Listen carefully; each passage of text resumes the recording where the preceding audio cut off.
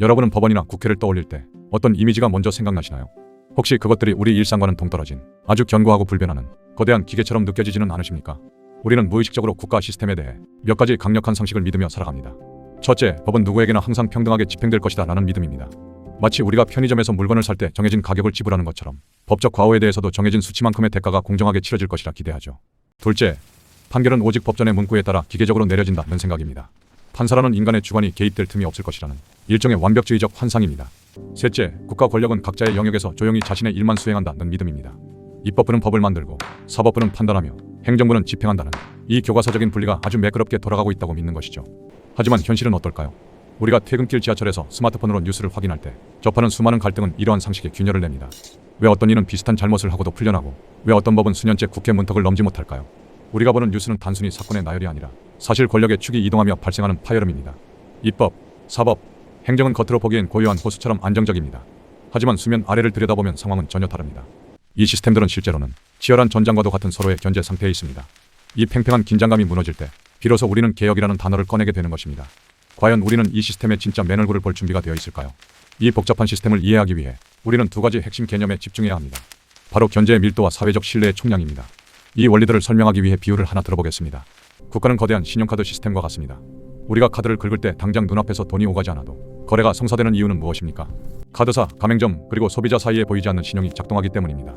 정치와 사법도 마찬가지입니다. 국민이 법원의 판결에 승복하는 이유는 그 판결문이 물리적으로 강력해서가 아니라 그 과정이 공정했을 것이라는 민주적 신용을 소비하기 때문입니다. 그런데 만약 카드사가 자기 마음대로 결제 금액을 바꾸거나 특정 가맹점에게만 혜택을 독점시킨다면 어떻게 될까요? 시스템 전체에 대한 불신이 생기고 거래는 중단됩니다. 또 다른 비유로는 빙산을 들 수 있습니다. 우리가 뉴스에서 보는 법안 통과나 판결은 수면 위에 드러난 빙산의 일각일 뿐입니다. 그 거대한 몸체를 지탱하는 수면 아래에는 국민의 심리, 시대의 요구, 그리고 권력 간에 보이지 않는 힘겨루기가 자리 잡고 있습니다. 입법이 사법권을 견제하려 하고 사법이 입법권의 독주를 막으려는 행위는 시스템이 고장나서 발생하는 문제가 아닙니다. 오히려 시스템이 살아있음을 증명하는 역동적인 항성 유지 과정입니다. 그런데 여기서 중요한 건 이 모든 메커니즘의 종착지가 결국 어디냐는 점입니다. 숫자로 표시되는 경제 지표나 법전의 조항은 보조적인 수단일 뿐입니다. 시스템의 본질은 결국 국민의 행복과 심리적 안정으로 귀결됩니다. 내 권리가 부당하게 침해받지 않을 것이라는 기대감이 충족될 때 정치는 비로소 제 역할을 다하는 것입니다. 그렇다면 현재의 대한민국 사법 시스템은 국민들에게 얼마나 깊은 신뢰를 주고 있을까요? 우리가 지금 개혁을 논하는 진짜 이유는 무엇일까요? 역사를 돌이켜보면 시스템의 거대한 변화는 결코 갑작스럽게 일어나지 않습니다. 모든 거대한 균열은 아주 사소한 틈새에서 시작됩니다. 이 과정을 우리는 누적된 비대칭의 붕괴라고 부릅니다.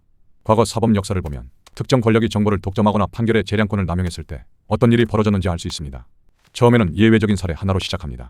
특정 계층에게 유리한 해석이 내려지거나 법의 적용이 느슨해지는 사건들이죠. 이때 시스템은 스스로를 정화할 기회를 갖습니다. 하지만 내부의 자정작용이 멈추고 이러한 사례들이 쌓이기 시작하면 그것은 점차 관행이 됩니다. 관행은 곧 특권으로 굳어지고 결국 시스템 전체의 기능을 마비시키는 시스템 리스크로 확산됩니다. 예를 들어 과거의 사법농단 논란이나 정관예우 문제는 단순한 개인의 일탈이었을까요? 아니면 견제 장치가 작동하지 않아 발생한 구조적 결과였을까요? 여기서 우리는 관점을 바꾸어야 합니다. 위기는 시스템 붕괴의 원인이 아니라 이미 내부에서 진행되던 부패와 비효율이 겉으로 드러난 결과입니다. 댐에 구멍이 뚫려 물이 새는 것은 물의 잘못이 아니라 수압을 견디지 못하게 설계된 댐의 구조적 한계 때문인 것과 같습니다. 사람들은 보통 위기가 닥쳐야 비로소 시스템을 점검합니다. 하지만 진정한 통찰은 평화로운 시기에 쌓이고 있는 작은 불균형을 포착하는 데서 나옵니다. 지금 대한민국 국회에서 논의되는 법안들은 과연 이러한 역사적 패턴 속에서 어떤 위치에 있을까요? 이것은 단순한 권력 다툼일까요? 아니면 누적된 리스크를 해소하려는 구조적 몸부림일까요? 이제 현재의 뜨거운 감자인 사법개혁 3법, 법외국제 신설, 재판소원제 도입, 대법관 증언법을 구조적으로 분석해보겠습니다. 이 법안들은 단순히 법의 문구를 바꾸는 것이 아니라 사법부라는 거대한 성벽의 설계도를 수정하려는 시도입니다. 법외국제는 판사나 검사가 법을 적용할 때 의도적으로 왜곡하는 것을 처벌하겠다는 취지입니다. 찬성하는 측은 사법부의 무소불위 권력에 책임을 물어야 한다고 주장합니다. 반면 반대 측은 법관의 독립성을 침해하고 판결이 정치화될 수 있다고 우려합니다. 여기서 진짜 질문은 이것입니다. 법관의 독립은 누구를 위한 독립입니까? 그것이 정의를 위한 독립인지 아니면 책임 회피를 위한 성벽인지 묻고 있는 것입니다. 재판소원제와 대법관 증언법도 마찬가지입니다. 헌법재판소가 법원의 판결을 다시 들여다볼 수 있게 하자는 재판소원제는 사법부 내 최종적 권위에 도전합니다. 대법관 수를 대폭 늘리자는 주장은 최고 법원의 희소성과 효율성 사이의 균형을 묻습니다. 누군가는 판결의 질이 낮아질 것을 걱정하고 누군가는 지나치게 높은 문턱 때문에 국민의 재판받을 권리가 소외되고 있다고 말합니다. 정치, 입법, 사법에서 가장 흥미로운 지점은 바로 이 지점입니다. 양측의 주장이 모두 나름의 논리적 근거를 가지고 있다는 것이죠. 법안을 발의한 쪽은 민주적 통제를 강조하고 반대하는 쪽은 사법의 전문성과 중립성을 강조합니다. 하지만 이 논쟁에서 우리가 놓치지 말아야 할 본질은 권력의 이름이 아니라 주권자의 효용입니다. 이 법안들이 통과되었을 때 국민이 느끼는 법적 안정성은 높아질까요? 아니면 또 다른 갈등의 시작이 될까요? 우리는 지금 권력의 독점을 해체하는 과정에 있습니까? 아니면 또 다른 권력의 집중을 목격하고 있습니까? 지금까지 우리는 대한민국 사법 체계의 구조와 그 변화의 물결을 살펴보았습니다. 이 복잡한 현상을 읽어내기 위해 우리는 어떤 사고의 프레임을 가져야 할까요? 여러분께 세 가지 관점을 제안합니다. 첫째, 구조를 보십시오. 특정 인물이나 정당의 발언에 매몰되지 말고 이 법안이 통과되었을 때 권력의 저울추가 어디로 이동하는지를 관찰해야 합니다. 권력은 물과 같아서 한 곳에 고이면 반드시 썩기 마련입니다. 이번 개혁안이 그 물기를 트는 작업인지 아니면 새로운 웅덩이를 만드는 것인지 파악하는 것이 중요합니다. 둘째, 신뢰의 방향을 보십시오. 제도는 신뢰를 먹고 자랍니다.